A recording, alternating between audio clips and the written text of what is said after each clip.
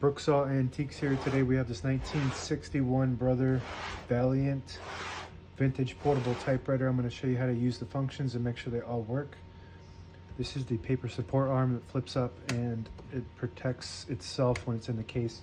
Comes with this leather zip case, so when you have it in the case that just flips down, so you can just fold right in.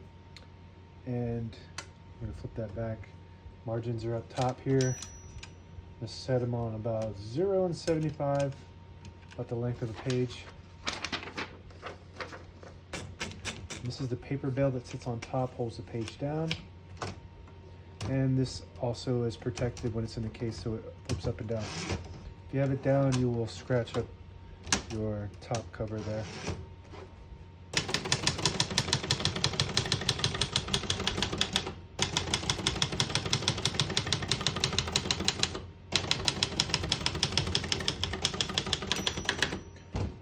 Once you hear the bell, you're at the end of the margin. You hit this line space, gets you back to the beginning, and skips 1, 1.5, or 2 spaces. Right now we have it on single.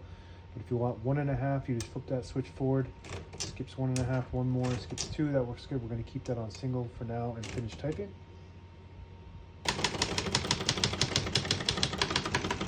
As you can see, all the keys type nice and none of them skip or stick. I'll type a sentence on the next line.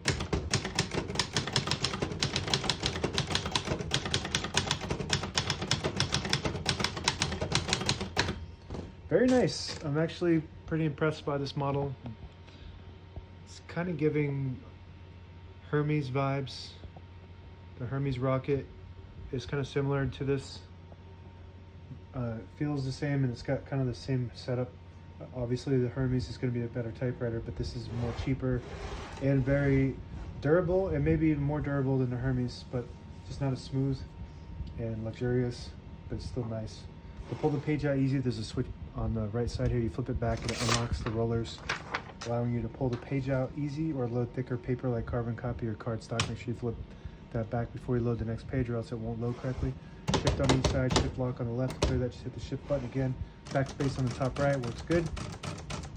Next to that is the color selector. Right now we have it on the black bottom, which prints the top portion of the ribbon. As you can see, the vibrator go up.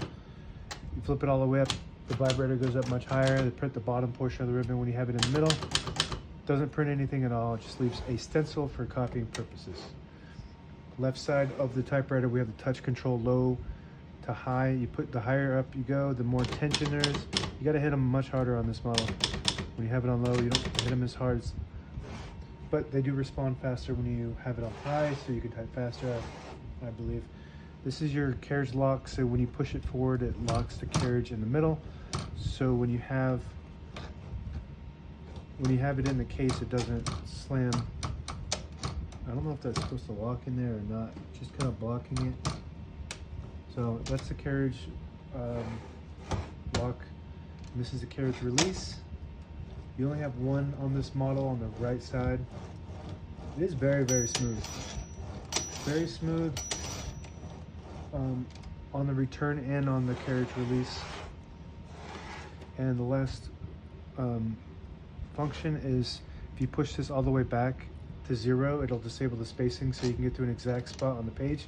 When you put it on 1, you get the clicks. Each one of those clicks is a half a space. And that's it. Now available on eBay or Etsy. Search Brooksaw Antiques.